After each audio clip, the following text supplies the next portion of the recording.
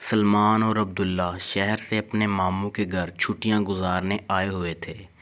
گاؤں کی صاف ستھری فضا انہیں بہت بھلی لگی۔ دونوں کزن کے آنے سے حمزہ بہت خوش تھا۔ وہ آپس میں بہت گہرے دوست بھی تھے۔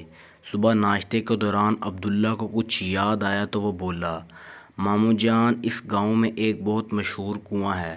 اس کنویں کے بارے میں سب لوگ عجیب و غریب باتیں کرتے ہیں۔ ہمیں بھی وہ کنواں دیکھنا ہے۔ ہاں بیٹا، وہ کنواں اپنی پر اسرار ریت کی وجہ سے بہت مشہور ہے، لیکن وہاں جانا خطرے سے خالی نہیں، ماموں جان نے کہا۔ آخر کافی منت سماجت کے بعد انہیں اجازت مل گئی۔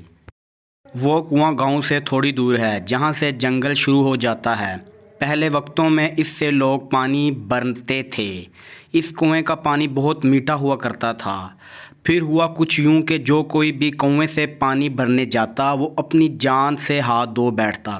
پھر آہستہ آہستہ سب لوگوں نے کنویں سے پانی بھرنا جانا چھوڑ دیا، اور بھی عجیب و غریب کئی باتیں کنویں سے متعلق مشہور ہیں۔ سلمان نے کنویں کے بارے میں بتاتے ہوئے کہا، مزے کی بات یہ ہے کہ مجھے جن بھوت دیکھنے کا بچپن سے شوق ہے۔ میں نے ہمیشہ جن بھوتوں کے بارے میں سنا اور بہت کہانیاں پڑھی، لیکن حقیقت میں آج تک نہیں دیکھے۔ سلمان کی بات سن کر عبداللہ نے کہا۔ عبداللہ ان سے 10 قدم کے فاصلے پر تھا۔ عبداللہ کی چیخ فضا میں بلند ہوئی۔ انہوں نے یکدم پیچھے مڑ کر دیکھا۔ یہ تو ابھی سے ہی ڈر گیا ہے۔ حمزہ ہنستے ہوئے بولا، زیادہ بولو نہیں، اپنے دائیں طرف دیکھو۔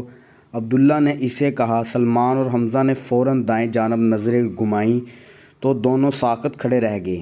ان کے سر کی دائیں جانب درخت کی شاخ پہ سانپ آدھا لپٹا آدھا نیچے کی جانب جھولا جھول رہا تھا۔ دونوں بجلی کی تیزی سے دوسری طرف جان بچا کر بھاگے۔ حمزہ کا پاؤں سوکھی جھاڑی میں اٹک کر رہ گیا۔ وہ گرتے گرتے بچا۔ عبداللہ کی قمیض کا کونا سوکھی جھاڑی میں اٹک گیا۔ اسے نکلنے کی کوشش میں قمیض کا کونا پھٹ گیا۔ وہ دیکھو، مجھے کنویں کی دیواریں نظر آنے لگی ہیں۔ عبداللہ نے زور سے نعرہ لگایا۔ وہ تینوں استانے کے لیے رک کر ایک گھنے پیڑ کے ساتھ ٹیک لگا کر آرام کرنے لگے۔ انہیں بیٹھے ہوئے کچھ ہی دیر ہوئی تھی کہ سوکھے پتوں پر کسی کے چلنے کی سرسراہٹ پیدا ہوئی۔ قدموں کی آوازیں تیز اور فریب ہوتی جا رہی تھیں۔ وہ تینوں پیڑ کے پیچھے چھپ گئے۔ 5 آدمی کنویں کے قریب پہنچے۔ ان کے ہاتھوں اور کندھوں پر بڑے بڑے بیگ تھے۔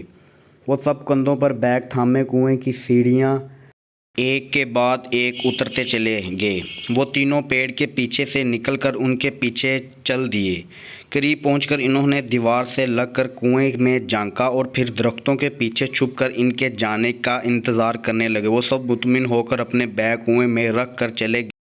وہ تینوں سیڑھی کے ذریعے نیچے اترے۔